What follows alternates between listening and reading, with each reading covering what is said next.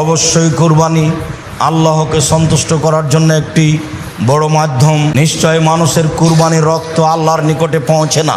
যার পয়সা বৈধ তারই কুরবানি কবুল হয় মাত্র। আপনার প্রতিপালককে সন্তুষ্ট করার জন্য কুরবানি করুন। আমি প্রত্যেকটা সম্প্রদায়ের জন্য কুরবানির ব্যবস্থা করেছি। লিয়াজকুরুসমাল্লাহ, তারা যেন আল্লাহর নামে তাদের পশুকে কুরবানি করতে পারে। আল্লাহ তাআলা বলেন, লা ইয়ানাল্লাহু লুহুমুহা ওয়ালা দিমাউহা ওয়ালাকিন ইয়ানালুহু তাকওয়া মিনকুম। নিশ্চয় মানুষের কুরবানির গোশত, নিশ্চয় মানুষের কুরবানির রক্ত আল্লাহর নিকটে পৌঁছে না। নিশ্চয় মানুষের অন্তর আল্লাহর নিকটে পৌঁছে। যার অন্তর পরিষ্কার, যার পয়সা বৈধ, তারই কুরবানি কবুল হয় মাত্র। অন্য মানুষের কুরবানি কবুল হয় না।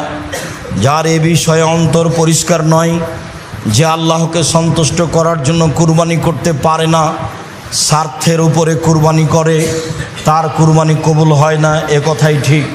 অত্র আয়াতে যা আল্লাহ তাআলা বলেন, আল্লাহ তাআলা বলেন, ফাসাল্লি লিরাব্বিক ওয়ানহার।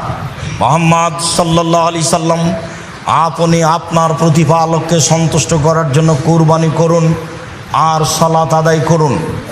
আপনি আপনার প্রতিপালককে সন্তুষ্ট করার জন্য সালাত আদায় করুন, কুরবানি করুন।